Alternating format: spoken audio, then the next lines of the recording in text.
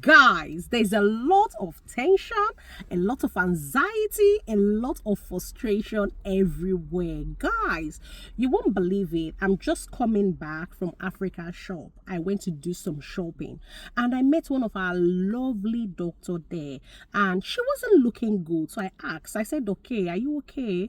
She said, Nurse V, I'm so frustrated. Myself, my husband, and my children, we are relocating back to our country. And I said, what happened? Why are you relocating back?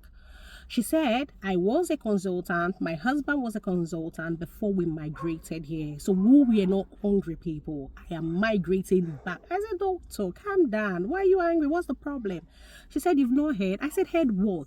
She said, they've increased ILRO from 5 years to 10 years. I said, doctor, that is absolutely not true. Guys, the white paper that has recently been released is causing a lot of tension, a lot of anxiety, and a lot of frustrations, because apparently people don't even understand what the white paper is all about. Now, what is a white paper? Let's start by that. Let's start from there. What is a white paper? A white paper outlines a government policy, or a white paper outlines a government's intentions. So a white paper literally reflects a proposed policy. It is not, I repeat, it is not a confirmed policy, but it is a proposed policy. A white paper is not a law, but rather a proposed policy. So the white paper that was released today is just what the government plans to do. We don't know when they are going to do it. We don't know if it's going to be in weeks, if it's going to be in months, even if it's going to be in years. We don't know. But they've clearly stated that this is what we are proposing and this is our plan. Now, this affects literally all visa categories. It affects the skilled worker visa route. It affects the health and care worker visa route. It affects the student visa route. It literally affects those in the UK. It affects those who are planning on relocating or migrating to the UK. So it affects literally everybody. So now, what is the government proposing? What is their intentions? What is their plans? So like I said, no dates. These plans do not have dates yet. It is not a proposed law now. Do you understand? It is not a law. This is what we are planning to do. So this is what they are proposing. It is not yet a law and it has not yet taken effect. Now, so what they are planning to do, literally, like I said, affects all visa routes. Now, for those of you who know me personally, who I was privileged to teach OSCE, you know me that I like reading. I've read through this morning, and I'm going to be summarizing the government's plan or the government's intention to you. So one of their proposed plan or one of their proposed policy is to stop completely the care worker visa route. So the care visa route has officially and finally will be closing. We don't know when, but this is their proposed policy. They want to close the care visa route. Now, for those of you who know, if you're already in the UK on a care visa route, this does not affect you. This affects people who are overseas that want to come into the UK as a care worker. So you want to come into the UK from overseas as a care worker, they are saying that their plans is to close the care visa route. So you can no longer migrate once they pass this law, but it hasn't been passed. You can no longer migrate from overseas into the UK as a what? As a carer anymore. So the care visa route is what they are planning on closing. So if you are coming into the UK as a carer, that you want to work in the residential home, you want to work in the care home, you want to work in the nursing home, you can no longer come into these sectors to work anymore as a care worker. They want to ban completely the care visa route. That is their plan. Again, it has not been passed as a law. This is their plan, and this is one of their plan. So this does not affect people who are carers who are already in the UK. It affects those overseas that want to come. All right, that is one of their plans. Now, their second plan or their second intention is to increase ILRO. If you don't know what ILRO means, it means indefinite leave to remain. So usually, if you have stayed in the UK for 5 years and you come through the care visa route or the ski worker visa route or any of this route, yes, after you've spent 5 years with your employer, you spend 5 years in the UK, obviously, even if you change employers, it doesn't matter. As long as you spend 5 years in the UK, you are eligible to apply for your indefinite leave to remain. But one of the things they are proposing now is to increase it from 5 years to 10 years. However, there is a clause. The clause is if you are a productive migrant. So not everybody is going to wait for 10 years to get that ILRO. That's why I said there's a clause. I'm going to leave the document. I think it's 80 pages for you to read. So if you are a productive migrant, you might get your ILRO after 5 years. So what they are saying now is you have to prove that you deserve to get that ILRO early enough. And this is where we want to talk about growth. Career growth is very important. So if you are a low-level skilled worker, it might take you up to 10 years to get your indefinite leave to remain once this law has been passed, because apparently what they are saying is they are increasing it from 5 years to 10 years, but it doesn't really affect everybody, in the sense that if you prove to be very productive, you are very important to their economic system, you are very productive, you are the top of your career, you get what I mean, you might just get your ILRO in 5 years. But if you are a low-skilled migrant, you are not contributing so much to the economy, it might take you longer than that, or even up to 10 years to get your ILRO. So this is what they are proposing. Again, this is not a law. We don't know when this will take effect, but this is what the government is actually proposing. So every news you have been hearing ILRO has been increased to 10 years is a lie.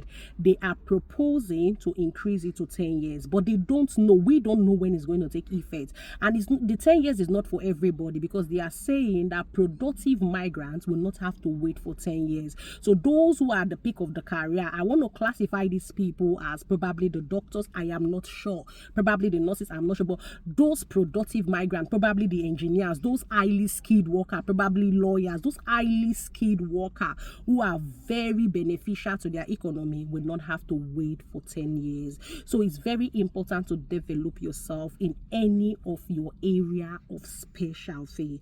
All right. So that is the second intention, or that is the second proposed policy that the government is proposing. Third thing, or the third proposed policy that the government is proposing, is to increase English language requirement for skilled worker. Currently, as a skilled worker in many of the sectors, you need your English language requirement. But now the government is saying that they are increasing English language requirement for skilled worker. Now that's not all. They are also proposing, because like for dependents, usually if you're a skilled worker and you have to bring in your wife, you have to bring in your children, they don't have to do any exams at all. They just come with you. But now the government is proposing that the dependents of skilled worker will now have to take, or we now have to show proof of English. Did you see that? We now have to show proof of English. So you as the skilled worker, they are increasing the English language requirement, I think, from a B1 to a B2. And your dependents now, we now have to take, or we now have to show proof of English. So your dependents have to do English test now. This is one of the things they are proposing. Again, we don't know when this is going to start. Probably in the coming weeks and the coming years, we don't know. But this is what they are proposing. All right, now another thing they are proposing, and for me this is the major one, honestly.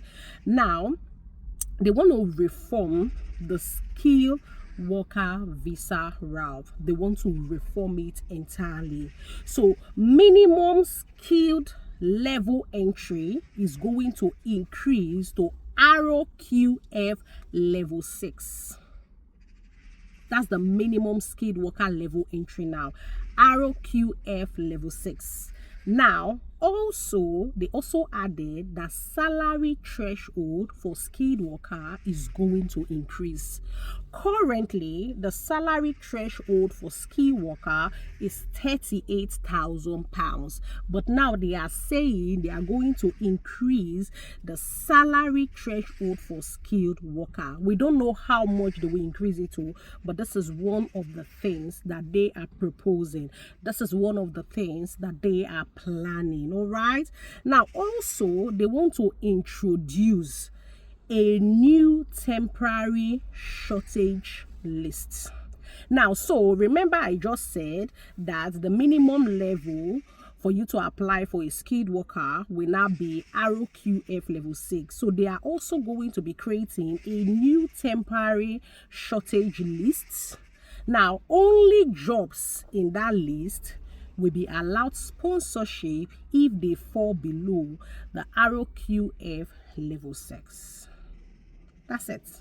So if you as a skilled worker, you don't meet the requirement because you don't have up to ROQF level 6, they are releasing a list and they are calling that list a new temporary shortage list. So if your job is in that list, you can apply and get the skilled worker visa. If your job is on that list, is a new shortage list that they will be creating, and they are saying that UK employers must prove that they truly need you. They must prove that they are actually investing in the workforce, because if they find out that an employer is not genuinely investing in the workforce, that employer might be at risk of losing their license to sponsor. So this is what the government has proposed. And just so you know, if you are a mother and you currently have 3 children or 2 children, trust me, is because your resources can only cater for those number of children. Do you understand? Now, for me, I only have 4 kids because that is what my resources can cater for. So what do I mean in a long run? So in a long run, the UK government are proposing this policy because they feel that they want to be able to cater for the people that they have in. They want to control the system. Now, every country in its right sense will want to do so. When you feel that, oh, the system is going down, or you feel like things are not working the way they should, or you feel like this is not where we should be, then you want to control it. So every country can do this. So that's not a problem. So for me to you, this is a proposed plan. This is not something that is happening today. This is what they are proposing. And like I told you, a white paper is a proposed policy. So we don't know when any of this is starting, but this is what the government has proposed. So guys, if you have any question, feel free to ask me in the comment section. I will be very excited to answer you. I just went for shopping, and when I came back, because I met a doctor, one of our loveliest doctor, and I said, oh my god, I need to clear the air because people are just so tensed, people are just so worried for nothing. I will see you in another of my video. Until I see you again, keep living your life to the fullest. I love you all. Bye for now.